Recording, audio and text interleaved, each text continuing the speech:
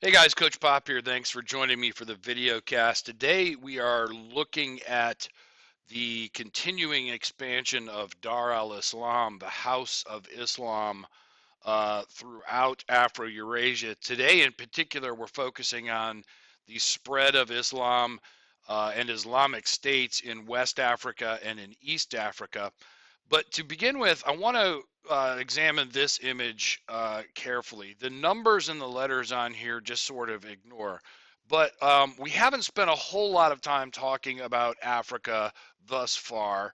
But it's important to remember there's a whole lot going on here, including, you'll recall, the Bantu migrations, which took place beginning in the ancient era, the largest wave during the classical era, and continues now during the post-classical era.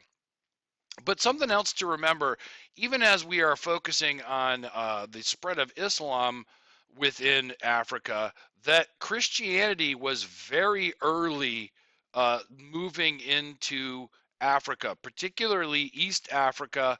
It spread early on into Egypt. In fact, we think the idea of Christian monasticism might have actually originated in Egypt. It spread south. You might remember the kingdom of Axum was a Christian state, and it will continue. And we'll look at in the post-classical era, this region of Ethiopia continues to be Christian.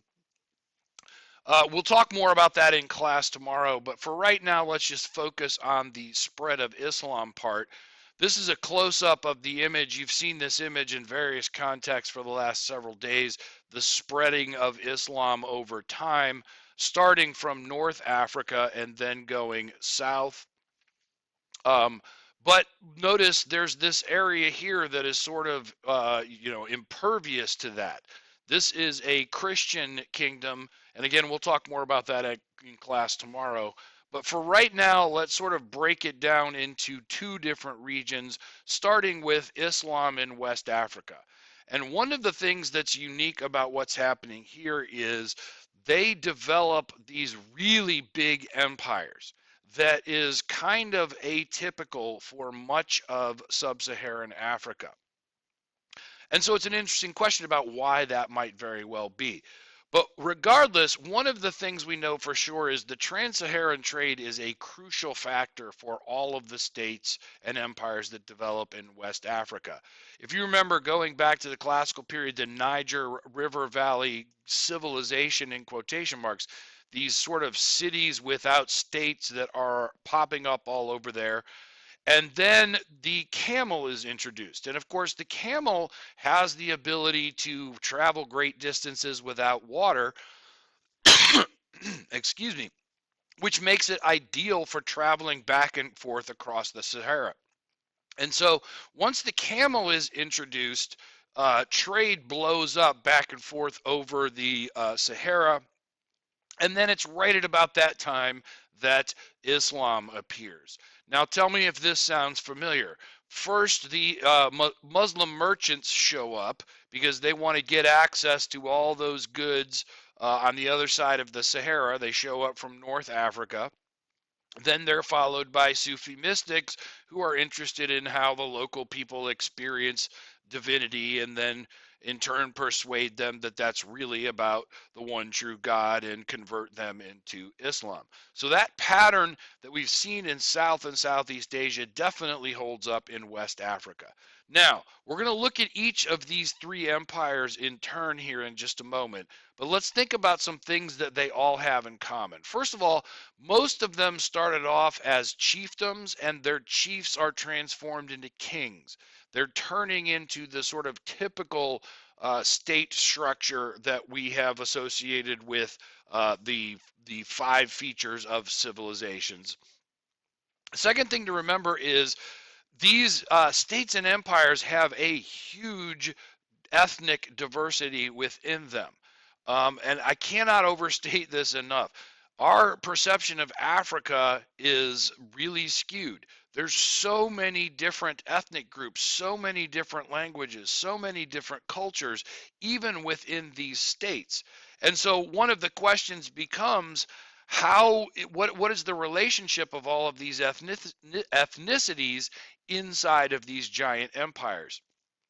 But a third characteristic is typically those who convert to Islam are among the elites of whatever the social structure might be in that particular empire, and it's seen as a way to enforce the power of the elite class, because they are now like part of this larger civilization that we call Dar al-Islam, and that gives them a certain amount of prestige and power over those whom they mean to rule. So for example, very different than in South Asia, where it was typically people of the lower classes who are most interested in converting to Islam. In the case of West Africa, it's exactly the opposite. So let's look at the three of these in turn. And one thing I want to point out, you're going to notice the dates overlap.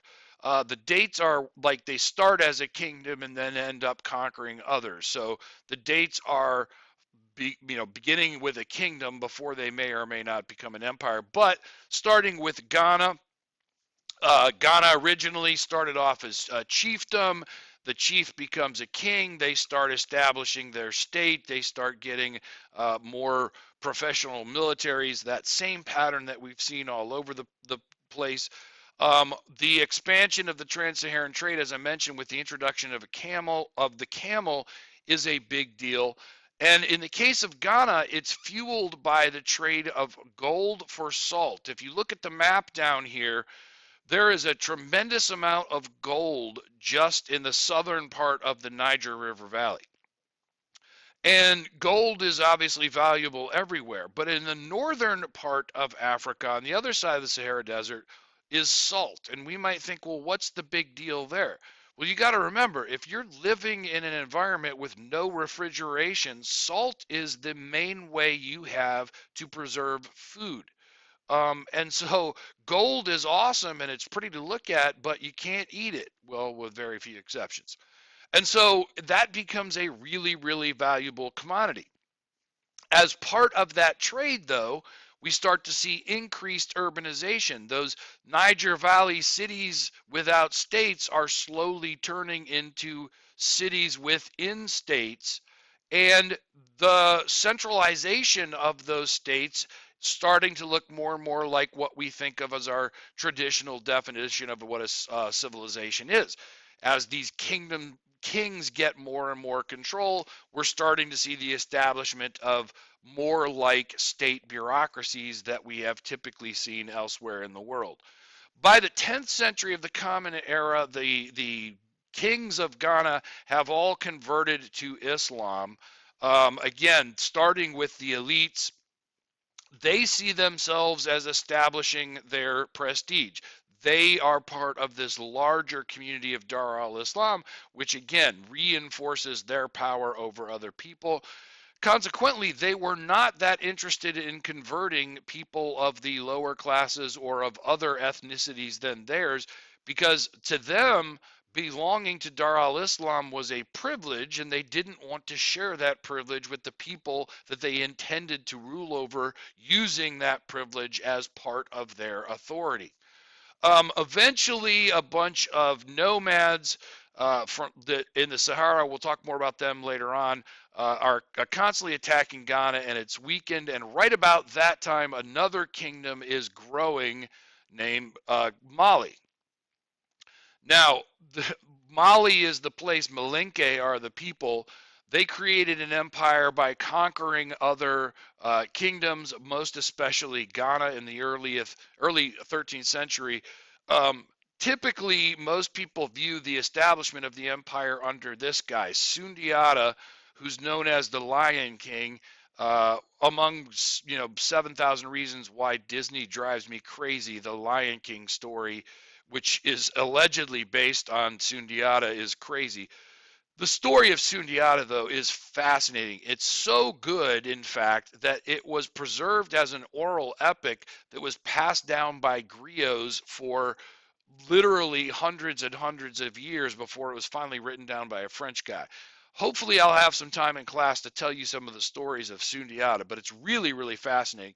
Nonetheless, he was a historical person, and he did, in fact, sort of establish Mali as an empire. Um, like Ghana, though, the gold for salt trade across the Sahara was a big part of their economy. Also, the domestication of yams, which began in West Africa, has now really blossomed under state sponsorship. And this provides the food base for their economy. Another famous king that we will definitely talk about later on in class, named Mansa Musa, he makes the Hajj. He's the first West African king to make the Hajj. And it's a story that is absolutely mind boggling. This guy was, without a doubt, the richest man that ever lived. Some estimates, and they vary quite a bit, but up to $500 billion was that's current dollars, was his estimated worth. Here's the point, though. He makes the Hajj by traveling across the Sahara, across North Africa, and when he gets to Alexandria in Egypt, he's spending so much gold that he single-handedly causes the value of gold to drop. And all the people in the Mediterranean are like, who is this guy and where does he come from and how does he have that much gold? And it immediately starts intriguing people in other parts of the world, like, what's going on there? We never even knew these people existed, and here comes this guy. We'll talk more about Mansa Musa later on, but again, it's a pretty famous story. Another unique thing about Mali, though, has to do with its social class system. They create these social classes, some of which are based on previous models. Like, for example, the griots. Almost all West African societies had these people called griots. And they're like singers, musicians, poets, historians. In societies that did not have writing, the griots were the people who preserved all of the memories of your society. And so they were really, really valued. So they were high on the social hierarchy because they were like the protectors of the knowledge of the collective society. Another class, though, are called Julas, who are long distance traders, particularly across the Sahara. And again, because they're the ones that are so vital to their economy, those people, the Julas, are especially high social status as well. Mali, in turn, will eventually be supplanted by the Songhai.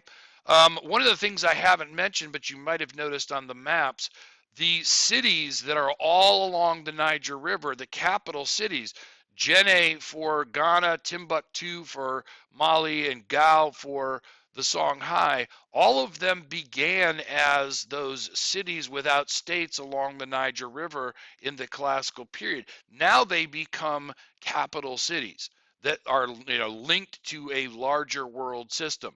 Songhai ends up becoming the largest empire in all of African history, a huge territory, in fact. One of its key figures is this dude, Sunni Ali. He conquered all of the other cities. He's the guy that really forms this giant empire. Another guy that we'll come back to later on, Askia Muhammad, though, here's the thing. By the 16th century, so about 1500, they're coming under crises. First of all, the Europeans are showing up. And as we could expect, they're going to create all sorts of havoc, including the slave trade, spreading gunpowder technologies, which is going to change the sort of traditional way of fighting. Another thing that's happening, though, is in the Songhai Empire, there is a reinterpretation of what Islam means, an Islamic revival, if you will. And I'm going to not say anything else about that at this point because we're coming back to them at the beginning of the next period, the early modern or late agrarian period, because it's a pretty fascinating story about how all of this is going on and the role that Islam plays in the decline of the Songhai. But again, that happens after 1500, so we'll come back to that later on. Now, in addition to West Africa, though, we've got new developments in Islam in East Africa, where we get something called the Swahili city-states, a bunch of city-state kingdoms along the coast of East Africa that are plugged into Indian Ocean trade. And as a consequence, these cities that are states, so right, we've seen the city-state system before, but they are becoming enormously wealthy. And at the same time, they're plugged into Dar al-Islam through that contact in the Indian Ocean. So what happens? Well, merchants start rolling in first. They set up communities. Then the Sufi mystics come in and they're starting to, interact with the local people, trying to learn about their experience of the divine. This starting to sound familiar? Yeah, it's a pattern. Initially, it was the elites that convert to Islam in a process rather similar to what happened in West Africa. However, because their political system is so decentralized, it very quickly starts to spread to the commoners as well as the elites. So whereas Islam sort of reinforced the social divisions that pre-existed them in West Africa, in East Africa, they kind of dissolved the social distinctions that were there before the incoming of Islam. Some of the common characteristics of all of these different city-states, several of which we'll look at more closely. Again, they are city-states. That means every single city is its own separate state system. So this is like it was in Mesopotamia, for example. This is like it was in Greece before Alexander, for example. And this idea, this political system of city-states, while decentralized compared to an empire, nonetheless persists, and it will persist for the next several periods. There will always be city-states up until very recent history. Another common characteristic is they are all Swahili. Now, they're called the Swahili city-states for a reason. The language, Kiswahili, is a mixture of Bantu language and Arabic language, but in terms of culture, the whole culture becomes this strange mix of Bantu traditions and Arab traditions, and with them, Islam. So much so that the language Kiswahili becomes the lingua franca of trade across the Indian Ocean. And this is pretty remarkable if you stop and think about it. Lingua franca, the language of trade, all throughout the Indian Ocean, even as far away as Southeast Asia, people learn Kiswahili, Swahili, the language, as the language of trade. Not Arabic, not some variation of a South Asian language, not Persian, but Swahili is the language that all of the traders used throughout the Indian Ocean. So the effect of the Bantu migrations, which, it goes to the east coast of Africa where it blends with Arabic to form Swahili, but then Swahili has an effect all throughout the Indian Ocean. You could argue that's a continuing, long-lasting effect of the Bantu migrations.